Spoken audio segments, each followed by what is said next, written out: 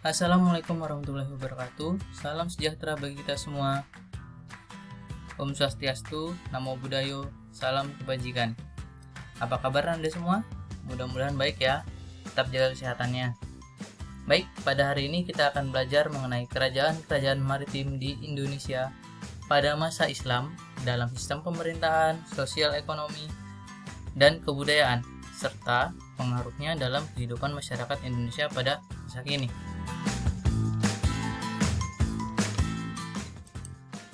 Baik, ada beberapa kerajaan maritim yang bercorak Islam yang perlu kalian ketahui, yaitu ada Kerajaan Perlak, Kerajaan Samudra Pasai, Kerajaan Aceh Darussalam, Kerajaan Demak, Kerajaan Mataram Islam, Kerajaan Banten, Kerajaan Gorontalo, Kerajaan Banjar, dan yang terakhir adalah Kerajaan Ternate dan Tidore.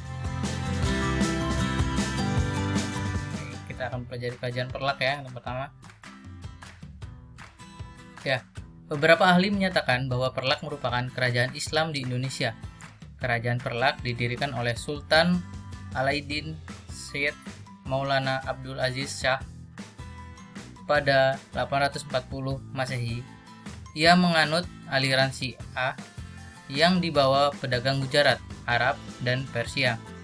Adapun aliran Sunni berkembang di Kerajaan Perlak pada masa pemerintahan Sultan Alauddin Syed Maulana Abbas Shah, yaitu pada tahun 888 sampai 913. Pada masa itu, golongan Syiah dan Sunni hidup berdampingan secara damai di Perlak. Ya, bisa kalian lihat ya, ini adalah peta kerajaan Perlak. Berdasarkan peta ini diketahui bahwa perekonomian Perlak tergantung pada perdagangan di pesisir utara Pulau Sumatera. Baik, selanjutnya kita ke Kerajaan Samudra Pasai. Ya, Kerajaan Samudra Pasai, letak Samudra Pasai itu ada di Selat Malaka, yaitu letaknya dan strategis yang memungkinkan Kerajaan Samudra Pasai mengembangkan perekonomian berbasis perdagangan laut. Adapun ini adalah Malik As-Saleh, di mana Malik As-Saleh atau bisa disebut Merah Silu merupakan pendiri Kerajaan Samudra Pasai. Ia memerintah Samudra Pasai pada tahun 1285 sampai 1297. Pada masa pemerintahannya, Sultan Malik As-Saleh berusaha menjadikan Samudra Pasai sebagai pusat perdagangan dan agama Islam di Sumatera bagian utara.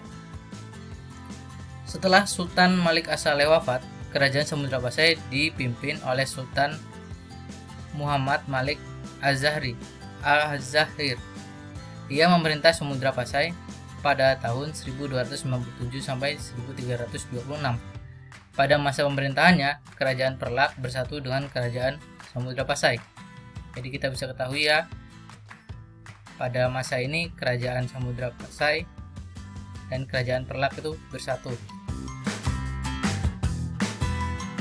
Baik, selanjutnya kita ke Kerajaan Aceh Darussalam.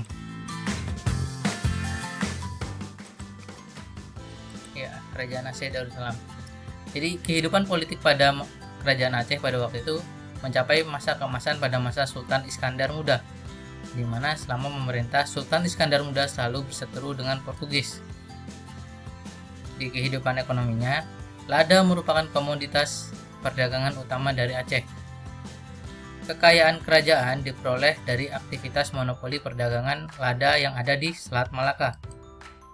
Kemudian kehidupan sosialnya, kehidupan masyarakat Aceh diatur berdasarkan hukum dan syariat Islam.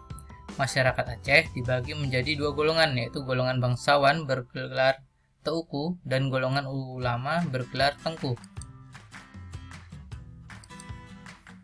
Selanjutnya adalah Kerajaan Demak. Ya, Kerajaan Demak bisa dilihat didirikan oleh Raden Patah dan menjadi kerajaan Islam pertama di Pulau Jawa. Demak terletak di pesisir utara Jawa. Oleh karena itu, perekonomian Demak menitik beratkan pada aktivitas perdagangan maritim dan agraris. Selanjutnya, Kerajaan Mataram Islam. Baik, Kerajaan Mataram Islam didirikan oleh Ki Ageng Pemanahan pada abad ke-16 Dalam perkembangannya, Mataram Islam berhasil memperluas wilayah seperti pada peta berikut. Ya, bisa kalian ketahui ya. Memperluas ke Kediri, Malang, Selorong. Ini adalah peta yang berhasil dikuasai oleh Mataram. Di Jepara pada tahun 1616, di Tuban pada tahun 1609, dan di Gresik pada tahun 1613. Kemudian, kerajaan Mataram Islam mencapai puncak kejayaan pada masa pemerintahan Sultan Agung. Sultan Agung berusaha menjadi kerajaan besar dengan cara menyerang VOC di Batavia. Serangan tersebut dilancarkan pada tahun 1628 dan 1629. Sultan Agung juga mempelopori pesatnya kebudayaan Mataram. Ayo, apa saja peninggalan Sultan Agung yang menunjukkan kejayaan Mataram Islam? Dibaca di PDF yang sudah Bapak berikan ya, nak. Kemudian Kerajaan Banten. Banten merupakan pelabuhan penting yang terletak di bagian barat Pulau Jawa. Oleh karena itu, letaknya sangat strategis. Banten sering diperebutkan oleh pihak-pihak yang memiliki kepentingan ekonomi. Kejayaan Kerajaan Banten sendiri berlangsung pada masa pemerintahan Sultan Ageng Tirtayasa pada tahun 1651 sampai 1682. Sultan Ageng Tirtayasa berusaha memajukan perdagangan Kerajaan Banten. Nah, Sultan Ageng Tirtayasa membangun armada laut yang kuat untuk menjaga keamanan di Selat Sunda. Pada masa ini, kota Surosowan sebagai ibu kota Banten berkembang menjadi kota kosmopolitan. Ya, ini adalah situasi perdagangan di Banten kala itu pada abad ke-15. Baik, selanjutnya Kerajaan Gorontalo. Ya. Kehidupan politik Kerajaan Gorontalo, raja yang terkenal Gorontalo adalah Sultan Hasanuddin. Sultan Hasanuddin terlibat konfrontasi dengan VOC pada waktu itu. Dan kehidupan perekonomiannya merupakan bandar perdagangan rempah terbesar Indonesia yang letaknya di timur. Memiliki hukum perdagangan yang bersifat mengikat. Kemudian, kehidupan sosialnya menganut sistem feodal, ya, rakyat yang setia terhadap rajanya. Oke, selanjutnya Kerajaan Banjar. Ya, didirikan dengan bantuan Kerajaan Demak. Kemudian raja terbesar bernama Sultan Musta'in Billah. Aktivitas ekonomi Banjar terpusat di tepi Sungai Nagara. Kemudian susunan masyarakat Banjar berbentuk segitiga piramida. Ya. Di sini bisa diketahui ya, kenapa disebut maritim, karena letaknya ada di tepi sungai. Kemudian yang terakhir adalah Kerajaan Ternate dan Tidore. Kehidupan politiknya merupakan dua kerajaan yang sebelumnya bersaing di Maluku. Kedua kerajaan akhirnya bersekutu untuk mengusir Portugis dari Maluku. Kehidupan ekonominya, adanya persekutuan Uli Siwa dan Uli Lima sebagai bentuk persaingan. Cengkeh dan pala merupakan komoditas terkenal dari kedua kerajaan ini.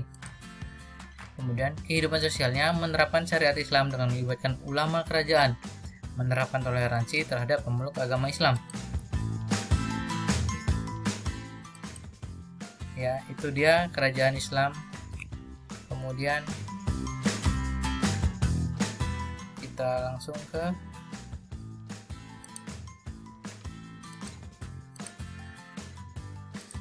pengaruh kerajaan Islam.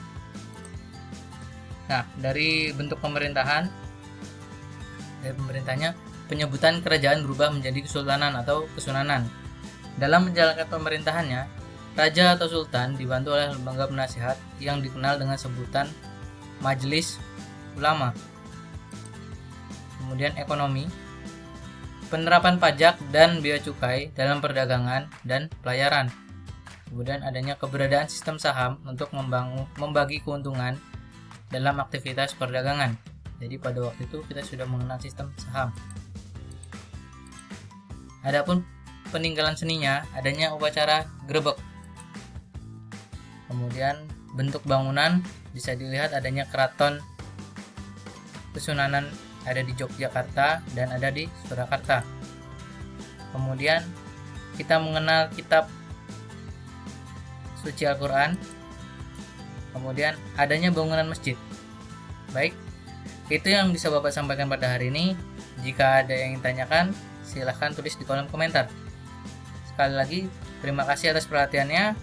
Semoga apa yang kita pelajari pada hari ini dapat diterima dengan baik. Bapak akhiri, wabillahi taufiq wal hidayah. Wassalamualaikum warahmatullahi wabarakatuh.